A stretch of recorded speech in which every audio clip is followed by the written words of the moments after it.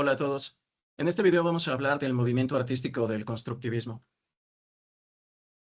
Fue un movimiento de vanguardia surgido en Rusia en la década de 1910, estrechamente vinculado a los profundos cambios políticos, sociales y culturales provocados por la Revolución Rusa de 1917.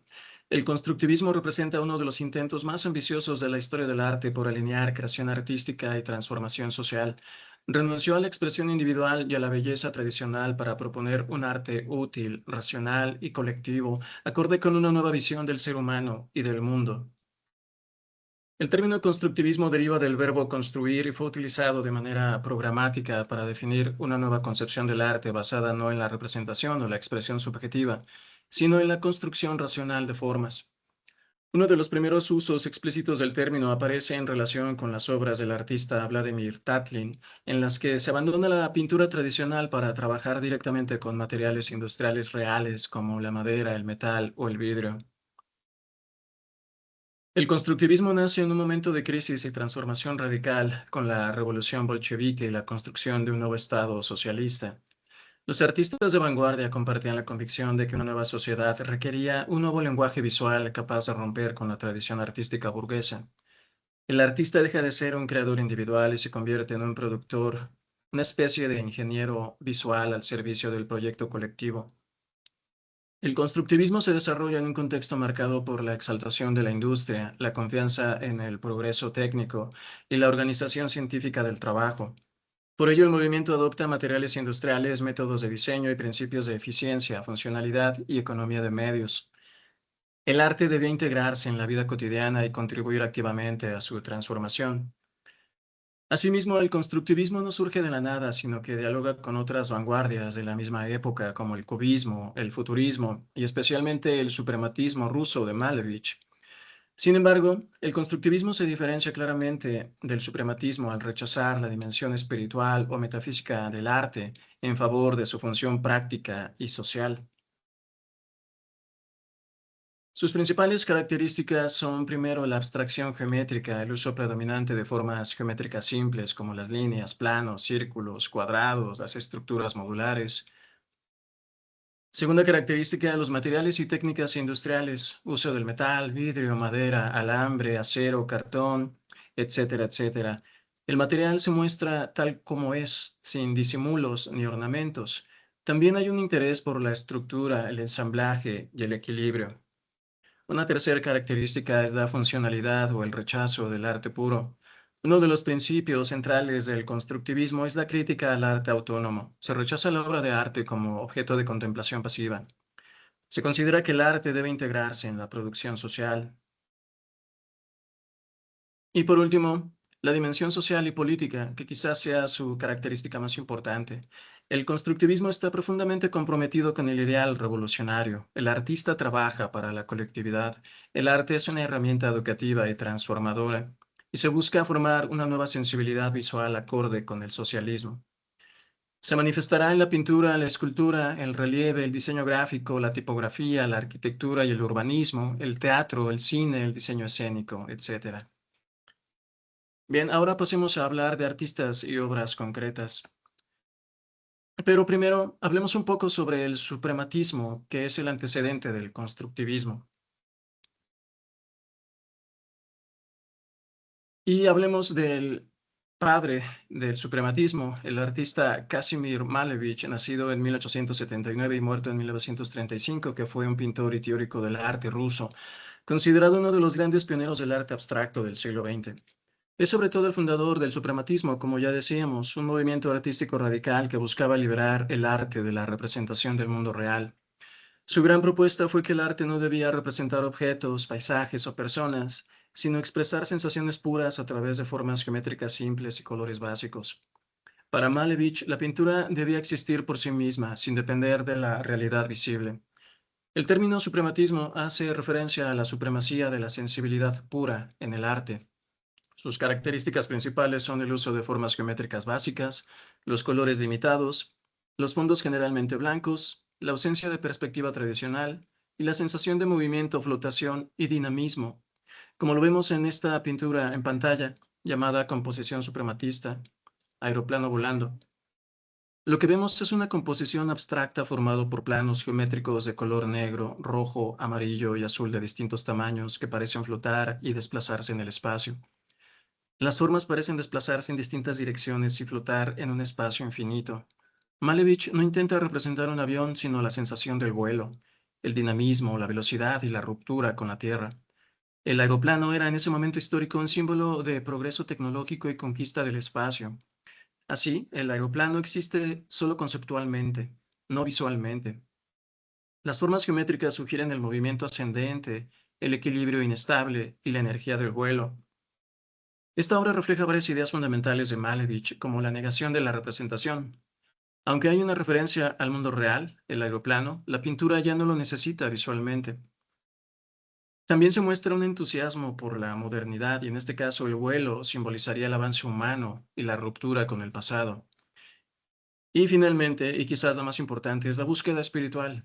Para Malevich, estas composiciones eran casi metafísicas, una forma de acceder a una realidad superior, más allá de lo material.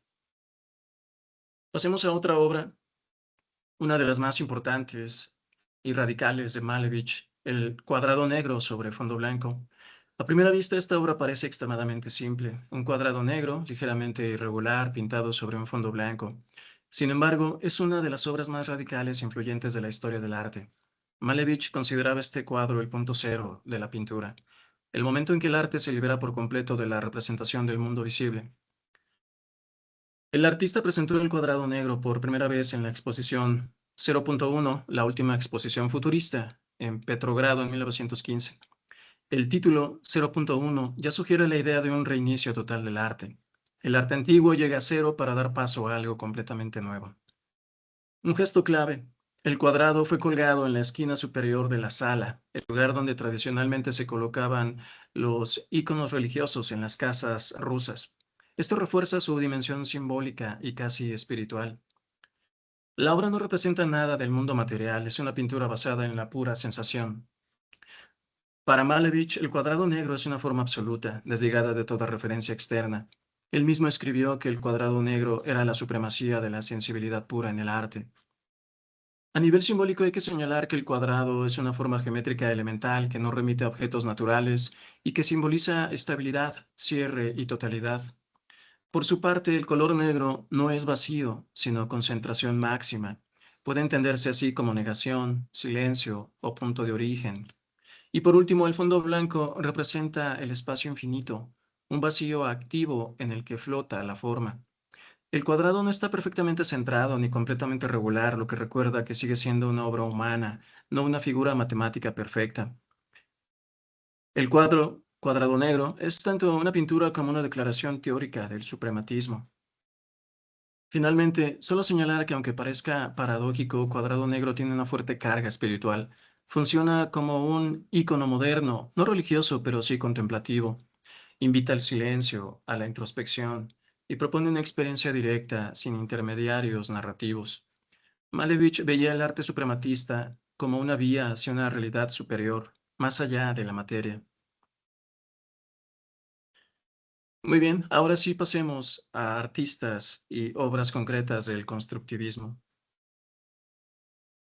El artista Vladimir Tatlin, nacido en 1885 y muerto en 1953, fue artista, diseñador y arquitecto ruso. Su trabajo marca una ruptura decisiva con el arte tradicional y sienta las bases de una nueva concepción del arte vinculada a los materiales, el espacio real y la función social. Tatlin se formó como pintor, pero pronto se alejó de la pintura de caballete. Propuso que el arte debía abandonar la representación ilusoria y trabajar directamente con la realidad material. A diferencia de Malevich, cuya abstracción es espiritual y metafísica, Tatlin defendía un arte concreto, materialista y orientado a la construcción. Su obra que vemos en pantalla, Contrarrelieve de esquina, es una escultura ensamblaje realizada con materiales industriales como madera, metal, hierro, alambre y cuerdas tensadas. No se trata de una escultura tradicional ni de un cuadro, es una obra colocada en la esquina de la habitación, suspendida entre dos paredes. Tradicionalmente el relieve es una forma artística que se apoya sobre un fondo, sobresale parcialmente y depende del muro como soporte. Tatlin propone el contrarrelieve porque rompe con el muro como fondo pasivo, se expande hacia el espacio, niega la frontalidad. Colocar la obra en una esquina no es una decisión casual. La esquina no es un espacio noble del arte tradicional. Obliga al espectador a cambiar de posición. Elimina la idea de un frente único e integra la obra en la arquitectura. Así, la obra no se contempla desde un solo punto de vista, sino que se experimenta corporalmente. Esta, esta obra transforma la relación entre la misma obra, el espacio y el espectador. Además, Tatlin busca que cada material sea lo que es y cumpla una función estructural. La obra se basa en tensiones, equilibrios y fuerzas físicas visibles. El espectador no lee un significado simbólico, sino que percibe relaciones materiales. Esta obra responde indirectamente al cubismo, especialmente a la propuesta por Picasso, pero va más allá. Mientras que el cubismo fragmenta la forma en el plano, Tatlin libera la obra del plano. El contrarrelieve de esquina supone el abandono definitivo del lienzo, la negación de la perspectiva y la eliminación del espacio ilusorio. Finalmente, solo señalar que se trata de una obra fundamental porque inaugura la escultura moderna, no figurativa, introduce también el concepto de instalación y redefine la relación entre obra y espacio.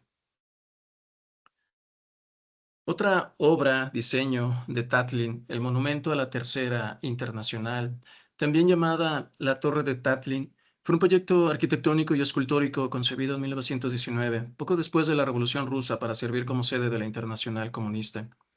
Tatlin no lo pensó como un monumento conmemorativo tradicional, sino como un edificio en funcionamiento, una estructura dinámica y un símbolo del nuevo orden revolucionario. Era al mismo tiempo arquitectura, escultura, máquina y propaganda ideológica. El diseño consiste en una gran estructura helicoidal inclinada de aproximadamente 400 metros de altura, más alta, o iba a ser más alta que la Torre Eiffel, con una estructura exterior formada por dos grandes espirales de hierro y acero, inclinadas, abiertas, sin simetría clásica. Tatlin quería crear una sensación de movimiento ascendente continuo. La forma rechaza por completo la vertical rígida del monumento clásico, la simetría y la estabilidad estática. Aquí todo parece avanzar, girar y transformarse, reflejando la idea de revolución permanente. Dentro de la gran estructura helicoidal, Tatlin diseñó cuatro cuerpos geométricos de vidrio, cada uno con una función específica y una velocidad de rotación distinta. Un cubo en la base, con una rotación de una vuelta al año. Su función sería ser sede de asambleas, congresos y reuniones legislativas. Representaba la base administrativa y organizativa del nuevo Estado. Arriba del cubo, una pirámide con una rotación de una vuelta al mes. Su función, tener oficinas ejecutivas y administrativas, simbolizaba un nivel intermedio de gestión y toma de decisiones. Enseguida, un cilindro con una rotación de una vuelta al día, y su función iba a ser centro de comunicación de prensa, radio y propaganda. Aquí, en el cilindro, la revolución se comunicaría al mundo. Y en la parte más alta, una semiesfera con una rotación de una vuelta por hora. Su función sería proyectar señales luminosas y mensajes. Este volumen simbolizaba la dimensión inmediata de la información y el futuro tecnológico. Lo que proponía Tatlin con el Monumento a la Tercera Internacional era que por primera vez en la historia un edificio no sería estático, sus partes se moverían realmente. Asimismo, Tatlin planteó el uso de materiales como el hierro, el acero, el vidrio y tecnologías industriales modernas. Estos materiales serían honestos, visibles y funcionales. El diseño como tal simboliza la victoria de la revolución proletaria, el dominio de la tecnología sobre la tradición y la unidad entre arte, ciencia y política. Tatlin concibe el monumento como un instrumento social, una máquina colectiva y un símbolo del internacionalismo. En lugar de glorificar el pasado, el diseño apunta al futuro. Incluso su inclinación sugiere que el edificio desafía la gravedad, como metáfora del derrumbe del antiguo orden. El proyecto no llegó a realizarse, esto por varias razones, entre ellas la falta de recursos tras la guerra rusa, las enormes dificultades técnicas que suponía y cambios políticos posteriores. Aún así, su impacto fue enorme, incluso sin materializarse. Es uno de los ejemplos más claros de arquitectura como idea. Otra obra de Tatlin, La silla de 1927. Tatlin buscó orientar su producción hacia el diseño funcional, con muebles, ropa, objetos de uso diario. Su silla forma parte de este giro. No es un ejercicio decorativo, sino un prototipo ideológico. No se trata de una silla cómoda o doméstica en el sentido tradicional, sino de un objeto austero, racional y experimental, pensado como modelo para la producción moderna. Sus características generales son una estructura simple, la ausencia total de ornamento, el énfasis en la función del material y un aspecto casi constructivo o industrial. La silla es casi una estructura más que un mueble acogedor. Tatlin utiliza materiales honestos, visibles y directos, típicos del constructivismo. No se oculta cómo está hecha la silla. La construcción se muestra, no se disfraza. Esto responde a una idea clave de Tatlin. La forma debe surgir de la función y de las propiedades del material. La silla está compuesta por líneas rectas, planos simples y ángulos definidos. No hay curvas decorativas ni adaptación al cuerpo humano desde la ergonomía clásica. El cuerpo debe adaptarse al objeto, no al revés. Además, la silla tiene un sentido ideológico, pues representa la lucha contra el exceso, la negación del lujo y la idea de igualdad social. Es una silla pensada para oficinas, espacios colectivos e instituciones del nuevo Estado, que no busca agradar, sino disciplinar el espacio y el cuerpo humano. Bien, vayamos ahora a otro artista, el Lissitzky, nacido en 1890 y muerto en 1941, artista, diseñador gráfico, arquitecto, fotógrafo y teórico ruso. Es una figura puente entre el suprematismo de Malevich y el constructivismo, que une pintura, arquitectura, diseño gráfico y tipografía. Lleva la abstracción hacia el espacio tridimensional y la comunicación visual moderna. No veía el arte como un fin estético, sino como una herramienta activa para transformar la sociedad. Lissitzky acuña el término PROUN, que es un acrónimo ruso que suele traducirse como Proyecto para la Afirmación de lo Nuevo. Los PROUN son un territorio intermedio. Lissitzky los definía como la estación donde uno cambia de la pintura a la arquitectura. La obra que tenemos en pantalla, PROUN 19D, es una composición abstracta perteneciente a la serie de PROUNs más desarrollados de Lissitzky. Formalmente es una obra bidimensional, pero conceptualmente funciona como una estructura espacial casi arquitectónica. No representa objetos ni escenas, representa relaciones espaciales. La obra está compuesta por planos geométricos, volúmenes sugeridos mediante sombra y superposición, y una paleta limitada, blanco, negro, gris, rojo. Los elementos parecen flotar, girar y avanzar o retroceder en el espacio. No hay un arriba o abajo claro. La orientación es inestable en este sentido.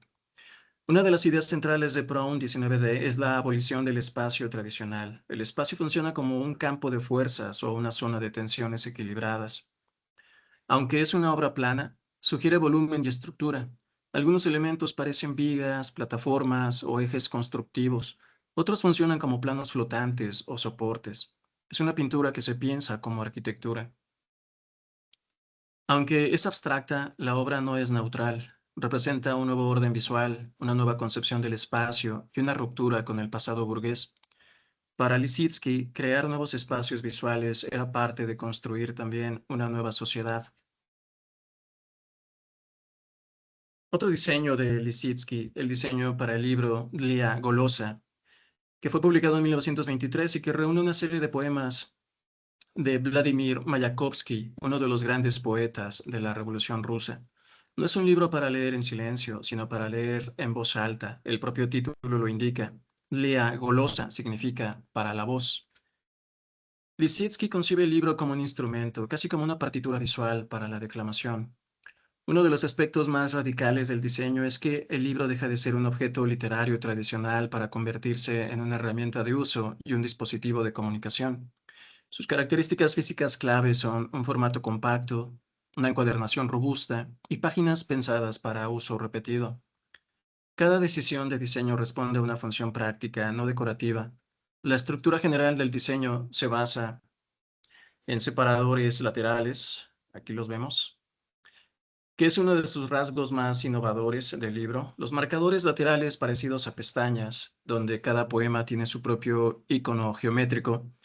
Estos símbolos se ven desde el canto del libro y permiten localizar rápidamente un poema concreto. Asimismo, la tipografía es protagonista. Letras sans serif con grandes contrastes de tamaño, palabras aisladas y líneas rotas y desplazadas.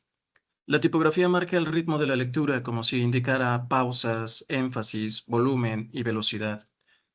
Lissitzky buscó que el lector lograra oír el poema con los ojos. Así diseñó el texto como si fuera una partitura, usando un sistema en el que las palabras grandes significan voz fuerte. Una disposición escalonada indica cadencia. Las zonas blancas equivalen a silencio. Y la repetición visual significa repetición sonora. Asimismo, la paleta cromática es mínima: rojo, negro, blanco, donde el rojo subraya, señala, activa y además remite simbólicamente a la revolución. Así, Lissitzky rechaza completamente dibujos figurativos, imágenes decorativas y escenas ilustradas. Para él, la tarea del diseño no es representar, sino activar. Otro artista muy importante, Alexander Rodchenko, nacido en 1891, muerto en 1956, artista, diseñador, fotógrafo y teórico ruso. Su obra marcó una ruptura radical con el arte tradicional y transformó para siempre la relación entre arte, diseño, tecnología y sociedad. Rodchenko trabajó en múltiples disciplinas: la pintura abstracta, la escultura, el diseño gráfico, la fotografía, la publicidad, la escenografía. Como Tatlin, rechazó el arte como objeto decorativo y defendió un arte útil, funcional y socialmente comprometido, acorde con los ideales de la Revolución Rusa.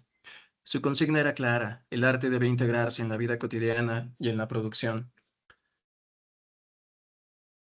La obra que tenemos en pantalla, o la imagen que tenemos en pantalla, el cartel para la película El acorazado Potemkin, película dirigida por Sergei Eisenstein, es una pieza clave del cine soviético y del cine mundial. El film narra el motín revolucionario de los marineros del acorazado Potemkin en 1905 y se concibió como una obra política destinada a educar y movilizar a las masas.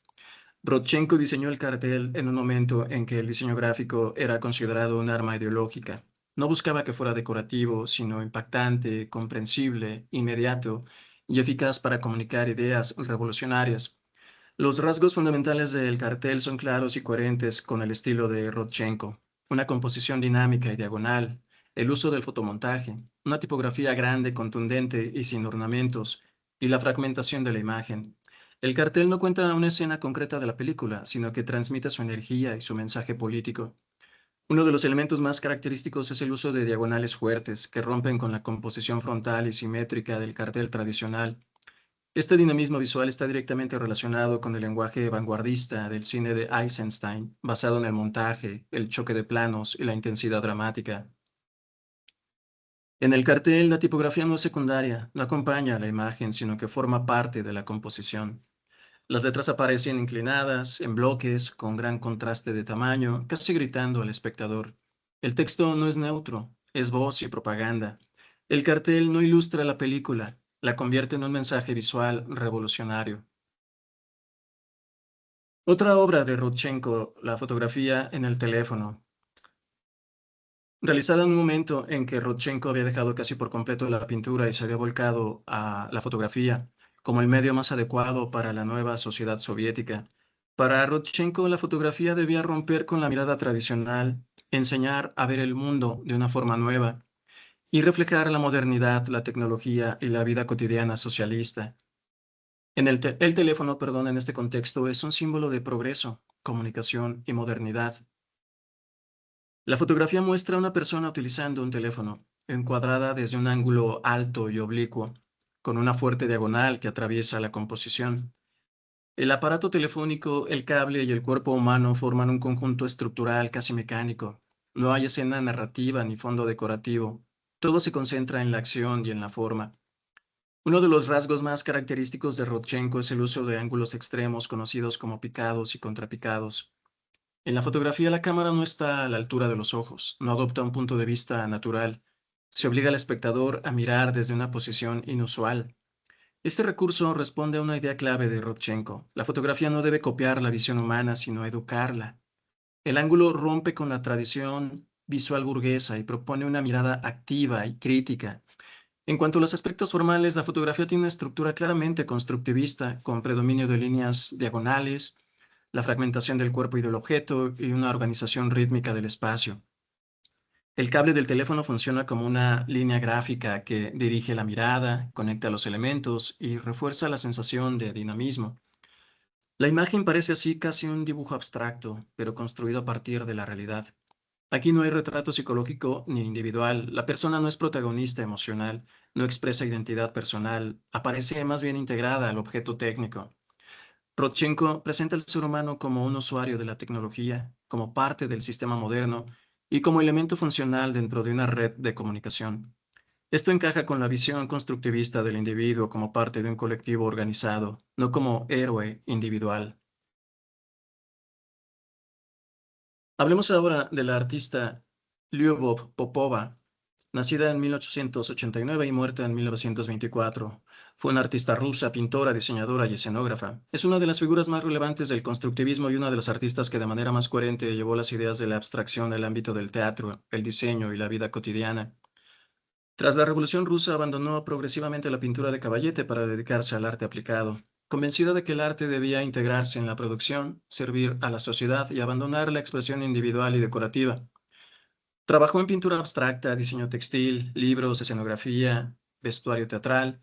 Murió muy joven, a los 35 años, pero dejó una influencia decisiva en el arte moderno.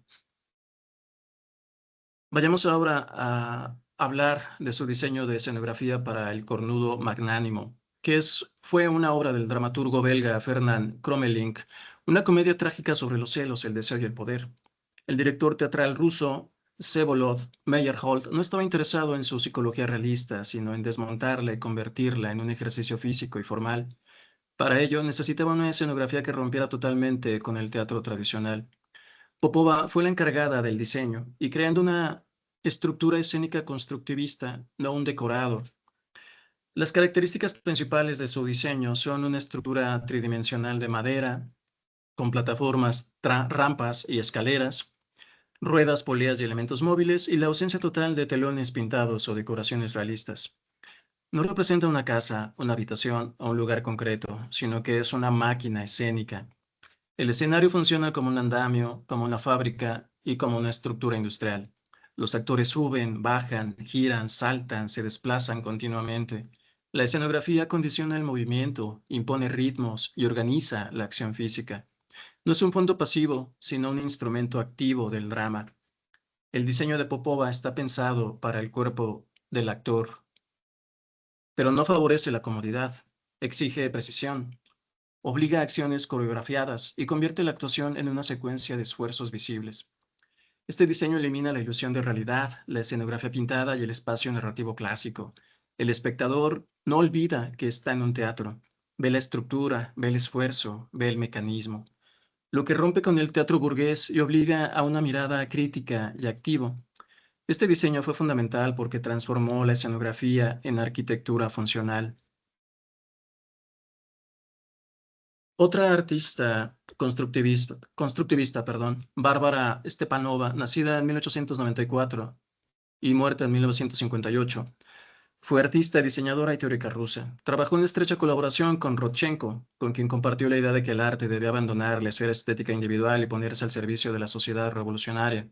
Stepanova desarrolló su obra en múltiples campos: pintura abstracta, diseño gráfico, tipografía, escenografía, diseño textil y diseño de indumentaria. Sus diseños de indumentaria. Para Stepanova, la ropa no era moda, ornamento o expresión individual, era un instrumento social. El traje debía reflejar la nueva vida moderna, activa, colectiva y mecanizada. Uno de los aportes clave de Stepanova es su concepto de ropa productiva, pensada para obreros, deportistas y trabajadoras, adaptable a distintos tipos de actividad y fácil de producir en serie, sin diferencias de clase ni de estatus. Stepanova partió del hecho de que los cuerpos trabajan, se mueven y se organizan colectivamente. La ropa debe acompañar esa función. De ahí que el diseño formal y la estética, de sus diseños de indumentaria tienen como características la geometría y la abstracción, colores planos y contrastados. Los colores no decoran, señalan zonas funcionales, refuerzan la claridad visual y crean ritmos dinámicos. También otra característica es la supresión del ornamento. La belleza surge de la claridad, la eficiencia y la lógica constructiva. Y finalmente, una ropa sin género ni jerarquía. Un aspecto muy radical de sus diseños es la eliminación de la distinción de género. Los trajes no marcan diferencias sexuales, no enfatizan el cuerpo, no buscan seducir. Stepanova también diseñó vestuarios teatrales, en especial para el teatro constructivista vinculado a Meyerhold. De igual forma, además de diseñar prendas, Stepanova creó patrones textiles abstractos pensados para la producción industrial. Y aunque muchos de sus proyectos no se produjeron en masa, su impacto teórico y visual fue enorme. Bien, hasta aquí nuestro repaso por el movimiento artístico del constructivismo. Por su atención, muchas gracias.